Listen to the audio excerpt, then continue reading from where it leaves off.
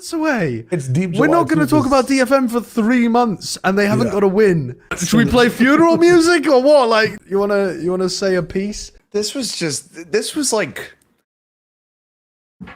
bottled depression. Like, it was just bottled and distributed as eye drops, and it just was going like this every fucking round. It hurt, man. It hurt to cast this. I want every team to be able to be competitive, especially though for Japan to fucking get back to a goddamn global stage.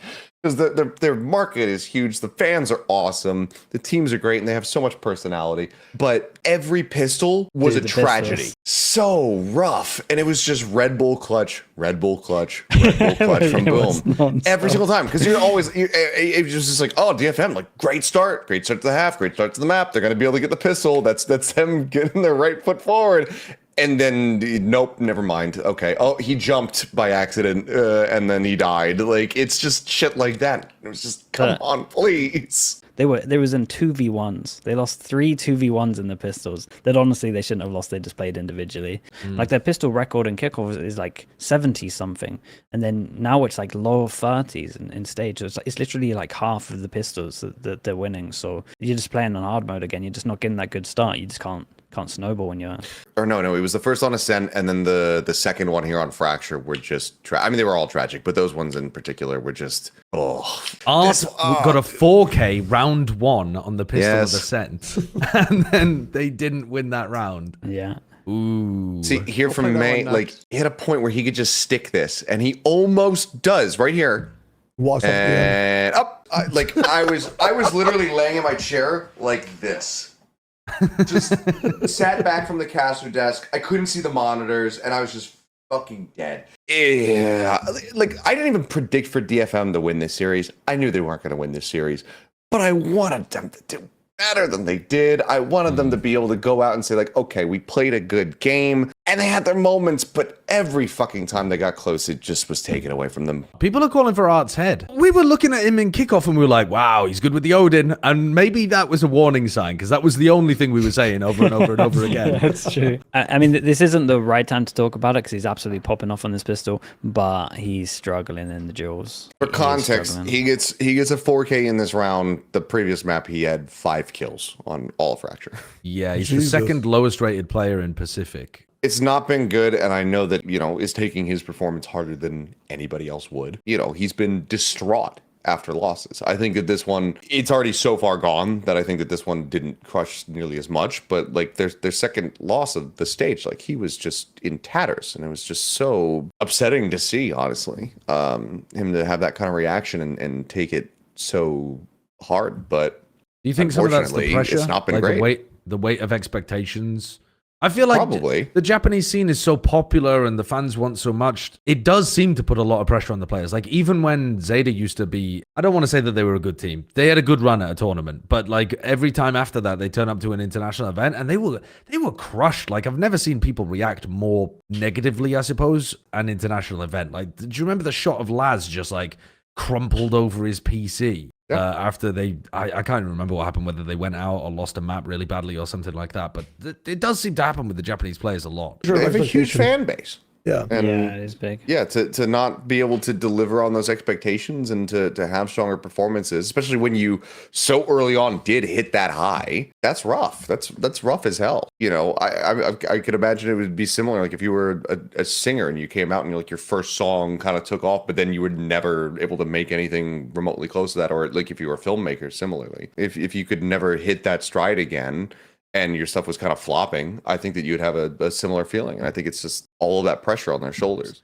Like, if ZETA had beaten Nongshim, I think they made playoffs, which is kind of wild considering the start that ZETA Division had. I guess they beat Team Secret, and Secret are looking even worse. But the fact that ZETA were able to also grab that win over Talon made a pretty big difference to the end of their stage in terms of, like, belief in them being able to do anything. They got unlucky that Margaret decided to lock the fuck in. Margaret was crazy. He was insane that whole way throughout. It really was the difference maker. Like it really was. Like everyone on Zeta, they were doing some good stuff. I think sometimes their Teo drone usage can be like a lot better. Like sometimes they're not using it, sometimes using it, not scaling behind it. They improve each time, and I feel like 10-10 is good, and maybe got I still think he maybe got punished a little bit for some of his aggro stuff, but he also like won a good amount of runs. It was an insane performance. It really was. I'm just going to ask the same question that I always ask about this team, which is they're only playing Neon. Like, does it matter? I mean, Dami looks really good on Neon. His Lotus was fantastic. Like, does it need to change in a meta like this? Question mark. I don't think so. I mean, obviously the vice walls and you can't easily bait out the shear walls or anything like that because you just don't have like a clone that you just send at it. But his skill on it is so good that it's probably better to just keep him on it, even if it is off meta. It really does feel like Jing. Yeah, I think if the Euro is not good, then you kind of have to lean on this stuff. But I also think at the moment that if you don't play the Euro, you're not going to win anything, really. Like, you're just playing on hard mode. Like, I think you can get some wins, you can get some upsets, but consistency, especially like against like loads of people playing Vice at the moment, it is like the best thing to play against Vice. That wall is a nightmare to default against when you don't have a Yoru. So fucking Pacific El Clasico. Oh wait, Kyle, why have you done that? No, I mean, that's true, though. That's good. That That's is good. All right, good job.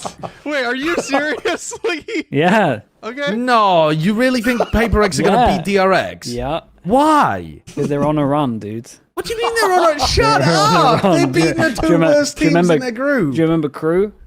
They weren't on a run. They weren't on a run, and they're not going on a run. And you can't bait me into thinking all the shit teams are always going to win. No, but the run starts. You got to think, right? LCQ, right? You got to think the run starts when you have to win the games, or otherwise you're out. I'm derailing this train. They had to win. That's a good point. Yeah, there we go. They're not going on a run. They're on the run. Okay, if they were going up How are against they on the run? if they were going up against like a middling team, though, sure. Siggy, But they DRX like are snapped decent. their they snapped their femur in half. They're in physical therapy right now. They're not on a run. They're learning how to walk again. Nah, there's too much momentum here.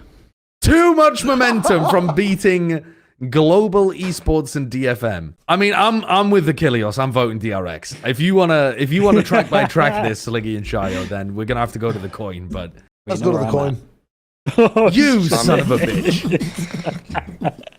We've got so many rematches in this bracket. We kind of toasted this bracket. Like they're either all rematches. But this is the thing: of this is five games, it's such a difficult bracket to predict. Like, It is, yeah. Pacific's Could hard. happen. This could be reality. How many teams of the 6 do you think could genuinely make it? Honestly, I do think Boom, RQ, T1, DRX, probably Gen G could make it. I would say everyone but Nongchen. I think. Oh, you're on the Paper X could make it. Yeah, obviously. They're the Throw first that team. one in there.